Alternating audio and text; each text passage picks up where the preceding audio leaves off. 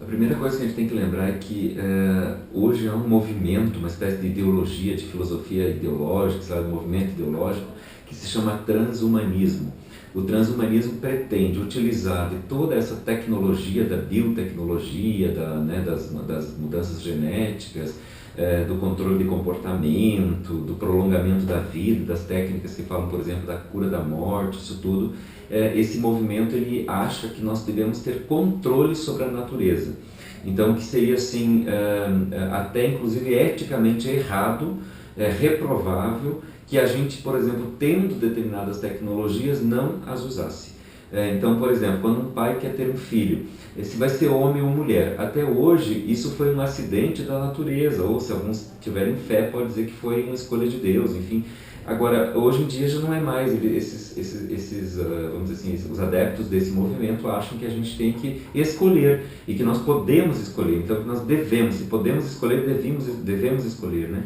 Então essa é uma questão que vem sendo discutido em vários lugares a partir dos anos 2000, quando este movimento chamado de convergência tecnológica, que usam então infotecnologia, biotecnologia, nanotecnologia e também as ciências cognitivas, que fazem um pool, digamos assim, de conhecimento que vem provocando, promovendo e prometendo uma verdadeira revolução naquilo que nós entendemos, por exemplo, como ser humano nos dias atuais. Então a principal consequência, para ir direto à tua pergunta, é a seguinte: é que, primeiro, como é que nós fazemos reforma do homem sem ter um modelo de homem?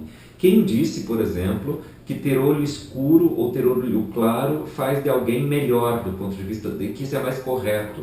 Então, que o melhoramento genético de um ser humano passaria necessariamente por determinadas características. Veja, escolher essas características já é uma escolha ética. Então, a gente já poderia perguntar: quem que orientou essa escolha ética? Por exemplo, quando um pai diz: eu quero ter um filho de olho azul e não de olho escuro. Quem que orientou isso?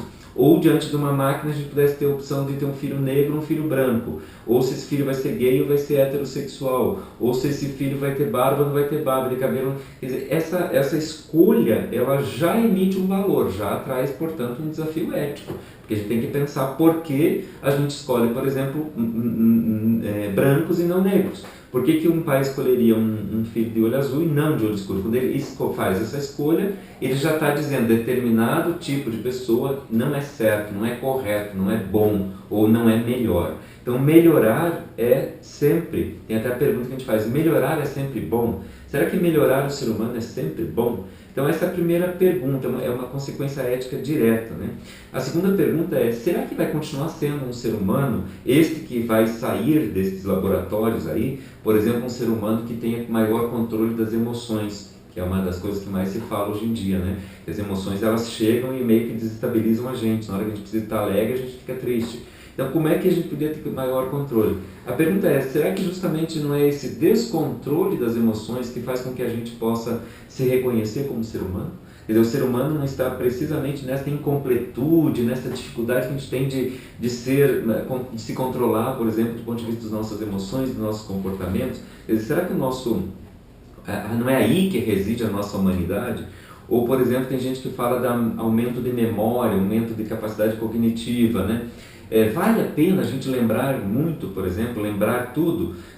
Tem muitos historiadores que dizem ou muitos pensadores que dizem que é muito melhor, por exemplo, esquecer. Eu estudo um autor chamado Friedrich Nietzsche, que diz que o esquecimento é uma espécie de estômago das nossas vivências. Então, que era muito melhor para nós digerir as nossas vivências e esquecer aquilo que nós vivemos, por exemplo, que nos fizeram mal, do que lembrar. Então, um ser humano que fica lembrando demais, pode ser que isso não seja bom do ponto de vista psicológico. Então, veja, são consequências que trazem, né? E ainda socialmente, será que não criaríamos dois tipos de humanidade? Uma humanidade que pode pagar por esses procedimentos, então vai ter controle das emoções, né? Vai poder escolher o seu filho, não vai morrer de câncer, sei lá. E outro tipo de humanidade que não pode pagar por isso e que talvez inclusive nem queira, porque tem gente também que não vai querer. Quer dizer, se a gente perguntasse para a humanidade: será que todo mundo gostaria de viver eternamente, por exemplo? Ou de prolongar sua vida até 150 anos? Valeria a pena? Então essa é uma questão. Os que não querem, os que não podem pagar, vão ficar, vamos dizer assim, como aqueles que não têm tanto lugar. Então vai haver uma desigualdade provocada por essa nova tecnologia.